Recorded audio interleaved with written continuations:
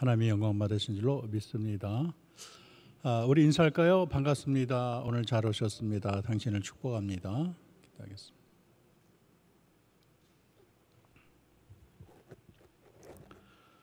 세상에는 미친 사람이 많습니다.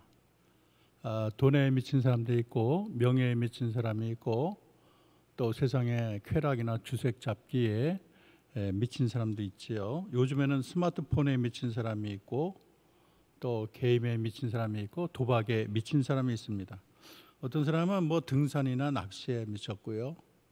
또 화초에 미친 사람도 많습니다. 근데 미친 것도 제대로 미친 게 있어요. 좋은 일에 미친 사람이 있습니다. 그래서 이 미쳤다는 말이 굉장히 부정적인 말인데 이 말을 긍정적으로 쓰면은 또 이것처럼 멋진 말이 없어요. 어떤 일에 미쳐서 놀라운 결과를 내는 사람을 우리는 광인이라고 부릅니다. 사실 인류의 역사는 이렇게 미쳐서 일하는 사람들을 통해서 그들의 업적을 통해서 인류는 발전하게 되는 것이지요. 세상사가 그렇습니다. 무언가에 미치지 않고는 뭔가를 제대로 해낼 수가 없어요. 삼성에서는 마누라 외에는 다 바꿔라 그러지 않았습니까? 정상이 아닌 것처럼 보일 정도로 최선을 다하고 열정을 다 불태워야, 그렇게 몰입해야 성공을 거둘 수가 있습니다. 운동선수가 운동에 미쳐야 대선수가 될 수 있고, 학자가 또 연구에 미쳐야 대학자가 되고, 뮤지션도 음악에 미쳐야 그 위대한 곡을 작곡할 수가 있는 것입니다. 로마 바티칸 교황의 명물 중에 하나가 바티칸 시스티나의 성당의 천장 벽화인데, 미술에 미친 미켈란젤로가 4년에서 6년 매일 고개를 들고 천장에 그림 그리는 거 쉽지 않잖아요. 여러분 도배 해봤습니까? 천장에 도배하는 거 굉장히 어려워요. 그런데 그것도 4년이나 6년을 굉장히 불안한 자세로 몸이 그렇게 열정적으로 이렇게 그림을 그렸어요. 그래서 몸이 뒤틀려서 기형이 되고 후유증으로 육체적 고통을 당했다는 거예요. 그럼으로써 그가 세상에 가장 최고의 걸작을 남기게 된 것입니다. 음악에 미친 베토벤은 귀가 먹고도 아름다운 교향악을 작곡을 하고, 그렇게 모험에 미친 뱃사람 콜럼버스는 아메리카 대륙을 발견했죠. 또 민주주의에 미친 링컨은 절대 불가능해 보이던 난공불락의 노예 해방을 이루게 되었습니다. 그래서 이 열정이 있는 사람 때문에 우리가 아름다운 음악도 듣고 또 온갖 편리함을 누리며 살 수가 있는데, 에디슨은 축전기를 만들기 위해서 2만 번이나 실패를 거듭하며 연습을 했다고 합니다. 또 레오나르도 다빈치는 최후의 만찬을 10년에 걸쳐 그렸다는 거예요. 너무 열중해서 하루 종일 먹는 것을 잊을 때조차 그럴 때가 있다고 말을 합니다. 사업도 미치면 성공하는데, 코카콜라 사장 로버트 우드러프 전에 얘기했죠. 코카콜라를 얼마나 열심히 했는지 내 심장에는 피가 아니라 코카콜라가 흐른다 그러지 않았습니까? 그래서 코카콜라에 미쳤기 때문에 세계적인 기업을 일구게 된 것입니다. 그런가 하면 스탠다드 석유회사의 아치볼드는 호텔에 숙박계를 쓸 때 자기 이름을 쓰지 않고 한 통에 $4 스탠다드 석유라고 적을 정도로 그렇게 석유에 몰두를 했기 때문에 록펠러에 이어서 세계 두 번째 석유회사의 사장이 된 것입니다.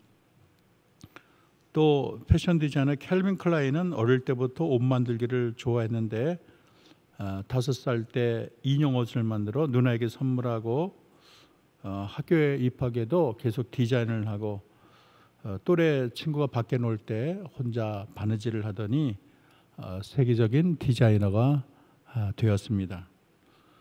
이처럼 인류의 역사는 자기 일에 미친 사람을 통해서 위대한 업적을 남기게 되었죠.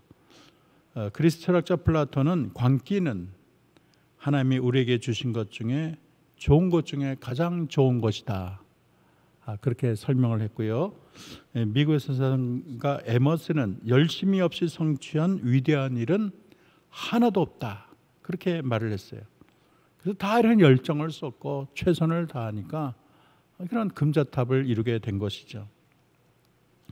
오늘 이 본문의 바울은 언제 어디서나 당당한 사람이 로마 총독 앞에도 전혀 주눅들지 않고 아그리파 왕에서도 당당하고 또 유대인들 앞에서도 당당하게 하나님의 복음을 전했습니다. 그리고 이 바울의 말을 듣고 있던 베스토 총독이 바울아 내가 미쳤도다 오늘 그런 말을 하는 거예요. 베스토가 볼 때 바울은 답답한 사람이죠. 미친 사람 같아요. 원래 이 8일 만에 할례를 받고 공부도 할 만큼 하고 로마 시민권자고 아주 대학자인데 뭐 경제적으로나 어디 뭐 꿀릴 데가 없는 사람인데 죽은 예수가 뭐 부활을 했다. 그 부활을 하신 예수를 만났다. 그 예수님이 자기에게 뭐 어둠에 있는 자에게 빛으로 사탄의 자녀를 하나님께로 인도는 무슨 사명을 줬다. 그렇게 이 엉뚱한 얘기를 하니까 너의 많은 학문이 너를 미치게 했다. 그렇게 말을 하는 것입니다. 그래서 베스토 총독이 볼 때 사도 바울은 정말 제정신이 아니고 예수라는 분에게 완전히 이렇게 미쳤다. 그렇게 판단이 되는 것이죠. 오늘 헬라 원어로 보면 마이네라는 말을 쓰는데 이거는 이 정신 상태가 바르지 않은 것을 말을 합니다. 그래서 바울을 크게 부정적으로 얘기하는 거예요. 긍정적으로 칭찬하는 말이 아니에요. 그런데 바울은 이 말이 결코 불명예스럽지 않고 어떻게 보면 이게 자랑스럽고 또 명예로운 말이 되는 것입니다. 자신이 미쳤다고 하는 베스토 총독에게 바울이 뭐라 그러나요? 25절을 다 읽겠습니다. 시작. 바울이 이르되 베스토 각하여 내가 미친 것이 아니요 참되고 온전한 말을 하나이다. 나는 미치지 않았습니다. 정상적입니다. 내가 말은 진리입니다. 당신 눈에는 미친 것 같지만 사실은 그게 진실입니다. 그게 진리예요. 그렇게 말을 하고 있는 거예요. 그래서 이 바울은 그리스도를 믿고 따르는 그런 삶에 아주 조금도 후회가 없어요. 어떻게 보면 미친 삶이 가장 행복한 삶이 되는 것입니다.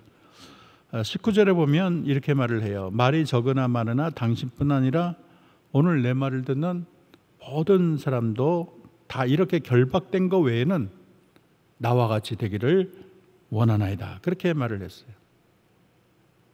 자긍심이 있었어요. 그래서 바울은 참 예수께 제대로 미쳤다. 그는 이제 미쳤다는 말을 또 편지에도 사용하는데 고린도 교인을 향해서 고린도서 5장 13절을 보면 우리 다 같이 읽어봅시다. 시작. 우리가 만일 미쳤어도 하나님을 위한 것이요 정신이 온전하여도 너희를 위한 것이니 말을 하는 거예요.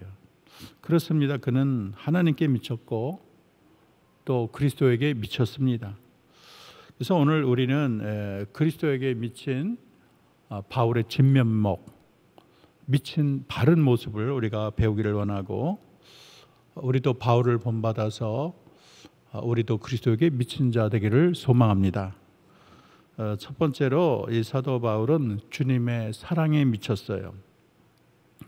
이 바울은 원래 자랑할 게 많은 자라 그랬어요. 키가 작고 외적으로는 볼품이 없지만 내세울 게 많았습니다. 그래서 길리기아 다소 출신으로 감말리아 문화의 율법의 엄한 교훈을 받았습니다. 청결한 양심으로 주성적부터 섬기는 하나님을 잘 섬겼습니다. 베냐민 집하고 바리새인이고 또 그 당시 모든 사람이 부러워하는 로마 시민권자입니다. 그때 천부장은 돈을 샀다 그랬는데 자기는 태어날 때부터 로마 시민권자로 태어났습니다. 그 세상적으로나 종교적으로나 뭐 조금도 흠잡을 데가 없는 사람이. 근데 이분이 자기의 그 위치에 걸맞지 않게 정처 없는 유랑 생활을 하지요. 수리아, 안디옥, 구브로, 소아시아, 마게도니아, 아가야, 그 광대한 지역을 여행하네요. 요즘에야 뭐 전철 타거나 비행기 타거나 뭐 그러지만은 그 당시 다 걸어서 가는 거, 배 타고 가는 거 쉽지 않잖아요. 그래서 사람들 볼 때는 이해가 안 가는 거예요. 저 잘난 사람이 왜 이렇게 사서 고생을 하나, 이런 생각이 들었을 것입니다. 그래서 어떻게 보면 그 사람은 완전히 어딘가 단단히 미쳤어요. 매를 맞으면서도 예수를 전하고 감옥에 수감되는데 그렇게 불쌍한데도 거기서 주님을 찬양하고, 돌에 맞았는데도 툭툭 털고 일어나 복음을 증거하고, 그리고 돌 맞은 곳에 또 다시 가가지고 거기서 복음을 증거해요. 보통 정신이 돌지 않으면 그렇게 못하거든요. 돌 맞아 죽은 곳에 다시 또 가는 거예요. 주님을 위해서라면 밤에도 자지 않고 낮에도 고생합니다. 어떤 희생도 달게 받습니다. 그래서 자기 목숨을 다하는 거예요. 무엇이 그를 이렇게 만들었을까? 그의 삶에 이렇게 강한 그의 삶을 인도한 게 무엇인가? 왜 이렇게 표대만을 향해 달려갈까? 사도 바울은 그것이 그리스도의 사랑이라고 말을 하지요. 그 사랑은 죄인에게 다가오는 사랑이고, 과거를 묻지 않고 용서하시는 사랑이에요. 원수까지도 용납하시는 말로 닿을 수 없는 사랑인 것입니다. 그래서 멸망 떨어져서 마땅한 자에게 영생을 주시는 사랑이에요. 그래서 말문이 막히는 거예요. 디모데전서 1장 15절 다시 읽어보겠습니다. 시작. 미쁘다 모든 사람이 받을 만한 이 말이요, 그리스도 예수께서 죄인을 구원하시려고 세상에 임하셨다 하였도다. 죄인 중에 내가 괴수니라. 자기의 정체성을 잘 알고 있어요. 내가 죄인 중에 괴수라는 거예요. 내가 이 만물의 찌꺼기라고까지 얘기하지 않습니까? 그런데 나를 어떻게 하나님이 잘못 보시고 나를 사도 바울로 삼으시고 영광의 자리를 주었으니 얼마나 감사합니까? 은혜의 물결이 파도처럼 자기 영혼에 밀려오는 거예요. 그래서 사도 바울은 고린도서 5장 14절에 아주 유명한 선언을 합니다. 우리 다 같이 읽어보겠습니다. 시작. 그리스도의 사랑이 우리를 강권하는 도다. 사랑이 내 마음에 강권을 해서 내가 주체를 못하겠다는 거예요. 사랑이 너무 나를 강권해서 그 사랑이 나를 막 이끌고 다니는 거예요. 얼마나 놀랍고 위대한 신앙의 고백입니까? 이 강권이란 말은 마부가 고삐를 갖고 제어하듯이 사랑이, 주님의 사랑이 내 안에 꽉 차가지고 나를 이끌고 다닌다는 거예요. 그래서 이 주님의 사랑이 강권한다, 이 말은 단순히 사랑을 품은 정도가 아니고 내가 주님의 사랑에 완전한 포로가 되었다는 거예요. 우리 주의 사랑에 매였다 그러지 않습니까? 주님의 사랑에 눈이 멀은 거예요. 주님의 사랑에 보이는 게 없는 것입니다. 세 번째는 주만 위에 사는 것이죠. 주만 위에 삽니다. 그리스도에게 미친 바울은 주님만 위에 삽니다. 그리스도의 사랑이 강권한 자의 삶은 특징이 자기를 위해 사는 것이 아니고 주님을 위해 살아요. 주님을 체험하고 나니까 눈이 달라졌어요. 가치관이 달라졌어요. 이전에 좋던 것이 이제는 그렇게 좋지 않아요. 이전에 자랑하던 것이 배설물처럼 여겨지는 거예요. 사람들은 가진 것을 자랑하고 힘 있는 것을 자랑하고 높은 것을 자랑하는데 사도 바울은 주님을 만나고 보니까 고린도서 11장에 봤더니 강한 것 대신에 약한 것을 자랑하고 가진 것보다는 없는 것을 자랑하고 높은 것보다는 낮은 것을 자랑하는 자가 되었습니다. 배부르고 평안한 것보다는 목마르고 굶고 춥고 헐벗은 것을 오히려 자랑하게 되었습니다. 진짜 보배를 만나니까 이전에 내가 보배라고 생각했던 게 다 장난감에 지나지 않는 거예요. 세상의 지식이나 명예나 자랑도 그렇게 대단한 것이 아니었습니다. 빌립보서 3장 7절 9절 우리 다 같이 큰 목소리로 읽어보겠습니다. 시작. 그러나 무엇이든지 내게 유익하던 것을 내가 그리스도를 위하여 다 해로 여길 뿐더러 또한 모든 것을 해로 여김은 내 주 그리스도 예수를 아는 지식이 가장 고상하기 때문이라. 내가 그를 위하여 모든 것을 잃어버리고 배설물로 여김은 그리스도를 얻고 그 안에 발견되려 함이라. 이전에 그렇게 줬던 것이 거기에 내가 목을 맸던 거, 그게 있으면 행복하고 없으면 불행했던 게 이제는 다 배설물처럼 여겼다는 거예요. 분토만도 못한 거예요. 이제 알고 보니까 주 예수님이 이 세상에서 최고로 귀한 거예요. 이 세상의 부귀도 명예도 행복도 예수님과 바꿀 수가 없는 것입니다. 바로 눈이 달라졌어요. 이제 이 그리스도의 사랑의 포로가 되니까 주님 뜻대로만 살고 싶은 거예요. 그래서 갈라디아 2장 20절에 이제는 내가 사는 것이 아니요 오직 내 안에 그리스도께서 사시는 것이라 고백하지 않습니까? 오늘 본문만 보도 그렇습니다. 베스도 총독과 아그리파 왕에서 재판받는 장면이죠. 보통 사람 같으면 이 황금 찬스 아닙니까? 내가 얼마나 무죄라는 거. 저들은 내 죄목을 찾으려고 아그리파 왕까지 동원을 해서 가이사에게 상소할 그 죄목을 찾으려고 하는 거예요. 그런데 내가 그 자리에서 내가 죄가 없다, 내가 살 국리를 마련해야 되는데 사도 바울은 지금 내가 죄 없음을 얘기하기보다 지금 마지막 기회에 내가 하나님을 증거하고 예수님을 증거하고 예수 믿어라, 예수 믿어야 구원받는다, 내가 그 증인이다, 내가 예수님 만났다, 나도 옛날에는 예수 핍박하던 자인데 담메색 도상에서 예수님 만나고 내가 이렇게 삶이 바뀌었다, 나와 같이 되기를 원한다, 그렇게 복음을 증거하는 거예요. 내가 석방되느냐 갇혀있는 게 중요한 게 아니고 사느냐 죽느냐 이게 아니고 오직 주님만을 전하고 주의 뜻을 행하는데 온 마음이 가 있는 사도 바울 얼마나 대단합니까? 세 번째는 강하고 담대합니다. 사도 바울도 인간이죠. 왜 약할 때가 없겠습니까? 힘들 때가 없겠습니까? 삶이 고달플 때가 왜 없을까요? 때로는 연약함을 느끼고 상황이 깜깜하고 이런 상황에 내가 언제까지 가야 되나, 끝까지 내가 견딜 수가 있을까? 어떨 때는 낙심이 되고 상황이 이렇게 꼬일까? 그러나 십자가 달린 예수님을 바라보면서 새로운 힘과 용기를 얻었습니다. 그래서 주님께 미치고 나니까 또 사랑의 포로가 되니까 그 사랑의 힘과 용기로 모든 그 장애를 넘을 수가 있는 거예요. 넘어지다가도 그 사랑 생각하며 일어납니다. 이제 감옥은 더 이상 절망의 장소가 아니에요. 이제 감옥은 사랑하는 주를 위해 고난당하는 복된 축복의 장소가 되는 것입니다. 가이사에게 호송될 때 유로갈로 폭풍이 얼마나 무섭습니까?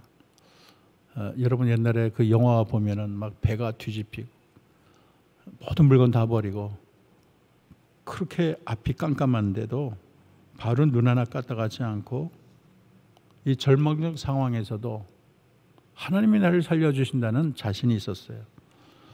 그래서 거기에 이렇게 요동하는 한치 앞을 알지 못하고 절망하는 뱃사람을 통해서 이렇게 말을 합니다. 내가 너희를 권하노니 이제는 안심하라. 너희 중에 생명에는 아무 손상이 없겠고 오직 배뿐이라. 유로갈로 폭풍도 하나님 사랑 가운데 있는 바울을 꺾지를 못했습니다. 그리고 가는 곳마다 예수를 증거하고 죄인의 신부인데도 거지 같은 그런 행색을 하고도 천부장 앞에서 당당하게 말을 전하고 이게 주객이 도취가 됐어요. 오히려 사도 바울이 재판장 같고 재판장석에 있는 아그리파와 베스도 총독이 오히려 피고와 같아요. 그래서 그들을 향해서 강하고 담대하게 복음을 증거해서 그들이 주눅이 들 정도예요. 이 복음이 로마 황실에까지 전파되지 않습니까? 보통 사람이면 주눅 떨고 벌벌 떨 텐데도 오히려 더 강하고 오히려 더 담대하고 그 무섭고 살떨리는 자리를 주님의 복음을 증거하는 자리로 만들게 된 것입니다. 이 그리스도 사랑이 가슴에 활활 타오니까 주님에게 완전히 미치고 나니까 아무것도 두렵지 않고 복음을 강하게 전할 수가 있던 것입니다. 그래서 주님에게 미친 사람을 이길 자가 없어요. 주님의 사랑이 강권하는 자를 이길 자가 없습니다. 요한 크리소스톰은 안디옥 태생의 교부입니다. 초대 교부로서 대단하고, 근데 이분이 황금의 입술이라고 할 정도로 그렇게 설교를 잘했어요. 로마 황제로부터 그리스도를 믿지 말라 명령을 받았지만 나는 죽어도 주님을 포기할 수 없습니다. 그렇게 고백을 했어요. 그래서 그가 결국에는 황후 유독시아의 미움을 사서 유배길을 떠났는데 그의 마지막 설교가 전해집니다. 우리 다 같이 한 목소리로 여러분이 크리스토스톰이라 생각하시고 읽어보겠습니다. 시작. 내가 무엇을 두려워하리요? 저가 내 목숨을 찾는다면 죽어줄 것이니 이 생명은 주님이 주신 것입니다. 저가 내 소유를 다 뺏는다고 해도 불만이 없을 것은 본래 가지고 온 것이 없기 때문입니다. 저가 나를 쫓아내면 나는 엘리야 같이 될 것이요, 구덩이에 빠지면 예레미야 같이 될 것이요, 바다에 던지면 요나 같이 될 것이요, 매로 때리면 사도 바울 같이 될 것입니다. 아무 두려움이 없습니다. 내가 당하는 모든 사건, 모든 고난을 통하여 하나님은 높임을 받을 것이요, 나는 그 환난 중에 주시는 영광을 누리게 될 것입니다.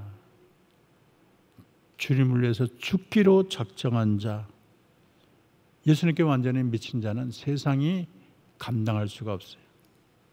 이 세상 그 누구도 그를 무너뜨릴 수가 없어요. 그래서 예수님께 목을 내건 사람이 진짜 크리스찬인 것입니다. 일사각오, 한번 죽을 각오는 돼 있다는 거예요. 사도행전 21장에 사도 바울이 가이사랴 7지사 중에 하나 빌립의 집에 머물지요. 근데 아가보라는 선지자가 왔는데 아가보가 이 바울의 띠를 가져다가 자기 수족을 꽁꽁 묶습니다. 그러면서 말하기를 예루살렘에서 유대인이 이같이 띠를 임자를 결박을 해서 이방인에게 넘겨줄 것이다, 그런 예언을 했어요. 그러니까 그 주변에 이 바울을 사랑하는 자들이 다 통곡을 하면서 예루살렘에 가지 말라고, 거기만 꽁꽁 묶여가지고 넘겨진다고, 당신 살아야 되지 않냐, 그렇게 했는데 바울이 이렇게 대답을 합니다. 우리 다시 읽어보겠습니다. 시작. 어찌하여 울어 내 마음을 상하게 하느냐? 나는 주 예수의 이름을 위하여 결박당할 뿐 아니라 예루살렘에서 죽을 것도 각오하였느니라. 이 사도 바울은 죽기로 이미 각오를 한 사람, 일사각오의 신앙. 주님을 위해서라면 내 목숨을 언제 초계와 같이 던질 준비가 되어 있어요. 그래서 이렇게 목을 내고는 담대한 신앙이 사도 바울을 신약시대 가장 위대한 복음 전도자로 하나님이 높이 들어쓰지 않았습니까? 마지막으로는 나와 같이 되기를 원하노랍니다.